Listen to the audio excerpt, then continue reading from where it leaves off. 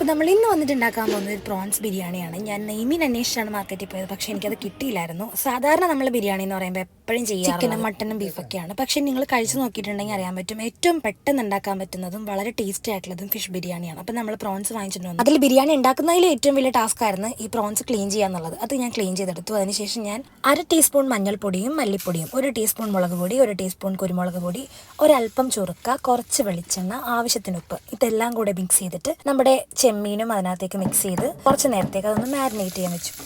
അപ്പോൾ ബിരിയാണി ഉണ്ടാകുമ്പോൾ എപ്പോഴും വെള്ളം എടുക്കുമ്പോൾ ഏത് ഗ്ലാസ്സിലാണോ അരി എടുത്തത് ആ ഒരു ഗ്ലാസ്സിൽ 1 ഗ്ലാസ് അരിയാണെന്നുണ്ടെങ്കിൽ 2 ഗ്ലാസ് വെള്ളം, അങ്ങനെയാണ് എടുക്കുന്നത്.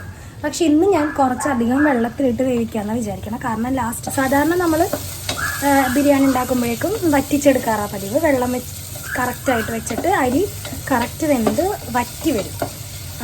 ഇന്ന് പക്ഷെ ഞാൻ അങ്ങനെ ചെയ്യുന്നില്ല. കാരണം ഈ ഒരു അരി ഞാൻ കുറേ നാളായിട്ട് വാങ്ങിച്ച് വെച്ചിട്ടുള്ളതാണ്. കുറേ നാളായിട്ട് ഞാൻ ഉണ്ടാക്കുന്നില്ല ബിരിയാണി. അപ്പോൾ ഇന്ന് അതിൻ്റെ വേവ് എങ്ങനെയായിരിക്കും എന്ന് എനിക്ക് പറയാൻ കുറച്ച് ബുദ്ധിമുട്ടുണ്ട്. അപ്പോൾ അതുകൊണ്ട് ഞാനിന്ന് വെള്ളം കുറച്ച് കൂടുതൽ വെച്ചിട്ട് അതിലേക്ക് ബിരിയാണി അരിയിട്ട് അത് വെന്ത് കഴിയുമ്പോൾ ഊറ്റി മാറ്റാനാണ് പ്ലാൻ.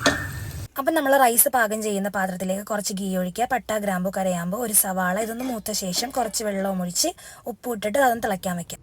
അപ്പോൾ ഈ ഒരു നേരം കൊണ്ട് നമ്മൾ പുരട്ടി വെച്ചിരിക്കുന്ന ചെമ്മീൻ വറുത്തെടുക്കാം. അപ്പോൾ ചെമ്മീൻ നമ്മൾ ഫ്രൈ ചെയ്തെടുക്കുന്ന സമയത്ത് നമുക്ക് ചെമ്മീൻ സാധാരണ വെളിച്ചെണ്ണ ഇട്ടല്ല ചെയ്യണം. നമുക്ക് വെളിച്ചെണ്ണയും കുറച്ച് ഗീയും കൂടെ ഇടാം. കാരണം നമ്മൾ ബിരിയാണിയിൽ ഉണ്ടാക്കണം. അപ്പോൾ നമുക്ക് കുറച്ച് നെയ്യും അതിൻ്റെ കൂടെ വെളിച്ചെണ്ണയും കൂടെ ആഡ് ചെയ്തിട്ട് വറുത്തെടുക്കാം. അപ്പോൾ അങ്ങനെ നമ്മൾ ചെമ്മീൻ ഡീപ്പ് ഫ്രൈ ചെയ്യാനായിട്ടിട്ടു. അതിനൊപ്പം തന്നെ നമ്മുടെ വെള്ളം തിളച്ചായിരുന്നു. അപ്പോൾ അതിനകത്തേക്ക് നമ്മൾ കഴുകി ഊറ്റി വെച്ചിരിക്കുന്ന അരി ഇട്ട് കൊടുക്കുക. ഈ ഒരു അരി ഒറ്റ തിളക്കി തന്നെ വെന്തു കിട്ടും. അതുകൊണ്ടാണ് ഞാനത് കറക്റ്റ് വെള്ളം വെച്ച് വേവിക്കാഞ്ഞത്. അപ്പോൾ ആ സമയം കൊണ്ട് നമ്മുടെ ചെമ്മീനും ഫ്രൈ ആയിട്ട് വന്നിട്ടുണ്ട്. അപ്പോൾ നമ്മൾ വെന്ത ശേഷം ഉടനെ തന്നെ അരി ഒന്ന് ഊറ്റി മാറ്റി വെക്കുക.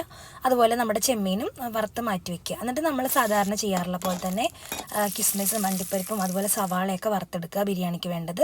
അതുപോലെ തന്നെ നമ്മൾ ചെമ്മീൻ വറുത്തെടുത്ത ആ ഒരു സെയിം പാനിൽ തന്നെ ആ ഒരു വെളിച്ചെണ്ണ ഉപയോഗിച്ചിട്ട് അതിനകത്തേക്ക് സവാള, പച്ചമുളക്, ഇഞ്ചി ഇവ ഒന്ന് മിക്സ് ചെയ്തെടുക്കുക, വഴച്ചെടുക്കുക. അതിനുശേഷം നമുക്ക് മഞ്ഞൾപ്പൊടി 1/2 ടീസ്പൂൺ, 1/2 ടീസ്പൂൺ മല്ലിപ്പൊടി, 1 ടീസ്പൂൺ മുളക് പൊടി, 1 ടീസ്പൂൺ കുരുമുളക് പൊടി, 1.5 ടീസ്പൂൺ ചിക്കൻ മസാല, ഇവയെല്ലാം കൂടെ മിക്സ് ചെയ്ത് അതിനകത്തേക്ക് തക്കാളിയും ഇട്ടതൊന്ന് ഗ്രേവി ആക്കി എടുക്കുക. പിന്നെ കുറച്ച് ഗരം മസാല ഇടുക. അതുപോലെ തന്നെ കുറച്ച് പേരിന് മാത്രം കുറച്ചൊരു തേങ്ങാപ്പാലും കൂടെ ആഡ് ചെയ്യുക. എന്നിട്ട് ഇത് നല്ലോണം ഒന്ന് എണ്ണയ്ക്ക് ഇറങ്ങി വരുന്ന പോലെ ഒന്ന് വെന്തതിന് ശേഷം നമുക്ക് വേറൊരു പാനിലേക്ക് മാറ്റി ചൂടുള്ളൊരു പാനിലേക്ക് ഇതിട്ടിട്ട് ആദ്യം ഗ്രേവി ഇട്ട് അതിൻ്റെ മേളിൽ റൈസ് ഇട്ട് പിന്നെ സവാളയും നമുക്ക് വേണ്ട ഈ കിസ്മിസ് അണ്ടിപ്പരിപ്പൊക്കെ ഇട്ട് കുറച്ച് പോമോഗ്രാനൈറ്റും കുറച്ച് മല്ലിയിലേക്ക് ഇട്ടിട്ട് നമുക്ക് സെറ്റ് ചെയ്തെടുക്കാം. നല്ല ടേസ്റ്റാണ്. ഒരു പപ്പടോ അച്ചാറൊക്കെ ആഡംബരത്തിന് വേണമെന്നുണ്ടെങ്കിൽ നിങ്ങൾക്ക് ആഡ് ചെയ്യാം. സോ അപ്പോൾ ഇത്രയേ ഉള്ളൂ സംഭവം. പെട്ടെന്ന് ഉണ്ടാക്കാൻ പറ്റും, നല്ല ടേസ്റ്റാണ്. സോ ഒന്ന് ട്രൈ ചെയ്ത് നോക്കുക, എന്നിട്ട് നിങ്ങളുടെ കമൻറ്റ്സ് അറിയിക്കുക കേട്ടോ. സൂപ്പർ.